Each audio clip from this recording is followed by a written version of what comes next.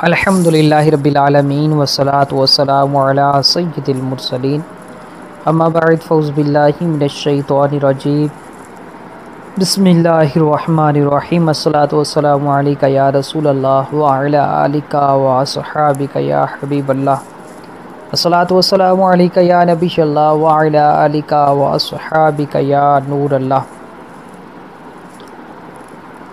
عید الفطر کے مسائل کا آج پارٹ نمبر 3 ہے، اور اس پارٹ کا سب سے پہلا سوال یہ ہے کہ عید کی نماز سے پہلے یا بعد میں نوافل پڑھنا کیسا ہے؟ تو اس حوالے سے یاد رکھیں کہ ایک حکم ہے خواص کے لیے اور ایک ہے حکم عوام الناس کے لیے۔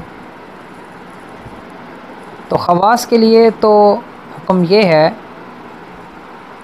جو اہل علم حضرات ہیں، علماء ہیں اور علماء کی صحبت میں رہنے والے ہیں، علم دین حاصل کرنے والے ہیں، تو ان کے لیے حکم یہ ہے کہ عید کی نماز سے پہلے نوافل پڑھنا مطلقاً مکروہ ہے۔ عید گاہ میں وہ پڑھیں یا گھر میں پڑھیں، ان پر عید کی نماز واجب ہو یا نہ ہو، یہاں تک کہ اگر عورت چاشت کی نماز گھر میں پڑھنا چاہے تو عید کی نماز ہو جانے کے بعد پڑھے، اور نماز عید کے بعد عیدگاہ میں نوافل پڑھنا مکروہ ہے۔ گھر میں پڑھ سکتے ہیں، بلکہ عید کی نماز کے بعد گھر میں 4 رکعتیں پڑھنا مستحب ہے۔ لیکن یہ جو احکام میں نے ابھی بیان کیے ہیں یہ خواص کے لیے ہیں۔ عوام الناس کے لیے حکم یہ ہے کہ اگر وہ نوافل پڑھیں، اگرچہ عید کی نماز سے پہلے پڑھیں، اگرچہ وہ عیدگاہ میں پڑھیں، تو ان کو منع نہیں کیا جائے گا۔ دوسرا سوال یہ ہے کہ نماز عید کی دوسری رکعت میں رکوع میں جانے کے لیے اللہ اکبر کہنا سنت ہے یا واجب ہے؟ تو جواب یہ ہے کہ نماز عید کی دوسری رکعت میں رکوع میں جانے کے لیے لفظ اللہ اکبر کہنا واجب ہے۔ تیسرا سوال یہ ہے کہ کیا گرمی کی وجہ سے عید الفطر کے خطبے کے دوران دستی پنکھے کا استعمال کیا جا سکتا ہے؟ یعنی ہاتھ والی چھوٹی پنکھی ہوتی ہے اس کا استعمال کر سکتے ہیں؟ تو جواب یہ ہے کہ گرمی کی وجہ سے عید الفطر کے خطبے کے دوران دستی پنکھے کا استعمال کرنا منع ہے۔ چوتھا سوال یہ ہے کہ عید الفطر کا خطبہ عربی زبان کے علاوہ کسی اور زبان مثلا اردو وغیرہ میں پڑھنا کیسا ہے؟ تو جواب یہ ہے کہ عید الفطر کا خطبہ عربی زبان کے علاوہ کسی دوسری زبان مثلا اردو، سرائکی، پنجابی وغیرہ میں پڑھنا سنت متوارثہ کے خلاف ہے، مکروہ ہے اور بدعت سیئہ یعنی بری بدعت ہے۔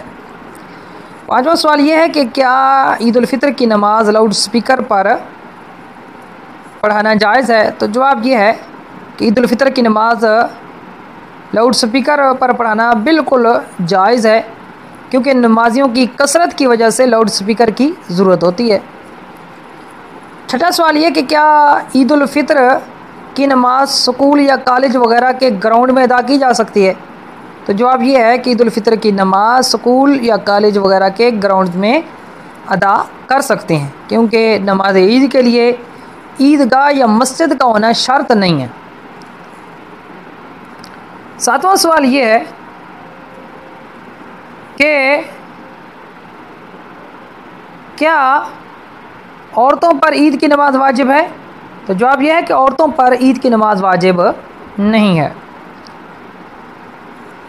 آٹھواں سوال یہ ہے کہ کیا عورتیں عیدگاہ میں مردوں کے ساتھ عید الفطر کی نماز ادا کرنے کے لیے جا سکتی ہیں؟ جواب یہ ہے کہ عورتیں عیدگاہ میں مردوں کے ساتھ عید الفطر کی نماز ادا کرنے کے لیے نہیں جا سکتی، کیونکہ وہاں پر مردوں کے ساتھ ان کا اختلاط ہوگا، یعنی ملاپ ہوگا، میل جول ہوگا، جو کہ جائز نہیں ہے۔ البتہ اگر چند شرائط کا لحاظ رکھ کر خیال کر کے جائیں تو پھر ان کے لیے جانا جائز ہوگا۔ پہلی شرط یہ ہے کہ عیدگاہ میں مردوں کے ساتھ عورتوں کا ملاپ نہ ہو۔ دوسری شرط یہ ہے کہ عورتوں کی عید کی نماز کے لیے علیحدہ باپردہ جگہ موجود ہو۔ تیسری شرط یہ ہے کہ عورتوں کی جگہ پر غیر مردوں کا گزر نہ ہو۔ چوتھی شرط یہ ہے کہ عورتیں باپردہ ہو کر جائیں۔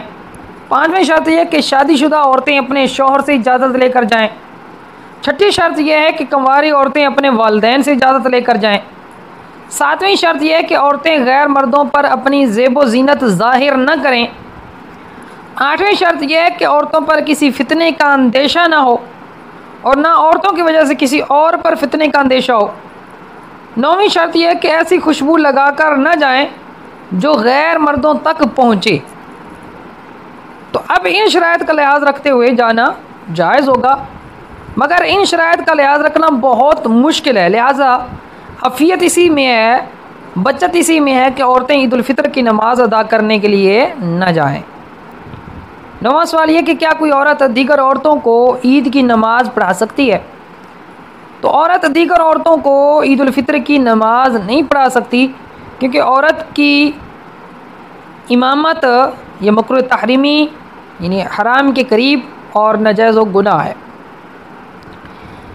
دسواں سوال یہ ہے کہ کیا عورتیں علیحدہ عید الفطر کی نماز ادا کر سکتی ہیں؟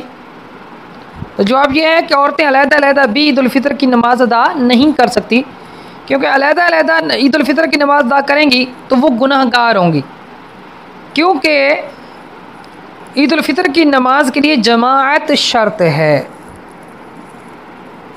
یہ چند اہم سوالات تھے عید الفطر کی نماز کے حوالے سے۔ الحمدللہ اس حوالے سے ہمارا تیسرا پارٹ بھی مکمل ہوا، اور اس عید الفطر کے جو ٹوٹل مسائل ہیں وہ 30 سوالات ہیں اور ان کے جوابات ہیں۔ اللہ تبارک تعالیٰ کی بارگاہ میں دعا ہے کہ اللہ پاک ہمارے اس کاوش کو اپنی پاک بارگاہ میں قبول فرمائے۔ اللہ تبارک تعالیٰ اسی طرح ہمیں علم دین کو عام کرنے کی توفیق عطا فرمائے۔ علم دین کے صدقے میں اللہ پاک ہم سب کے علم میں، عمل میں، مال میں، اولاد میں، رزق میں، صحت میں، عمر میں، عزت میں برکتیں عطا فرمائے۔ اس کے صدقے میں اللہ تبارک تعالیٰ ہمیں سے، ہمارے گھر والوں میں سے جو بیمار ہیں، اللہ تبارک و تعالیٰ سب کو شفاء کاملہ عاجلہ عافیہ نصیب فرمائے۔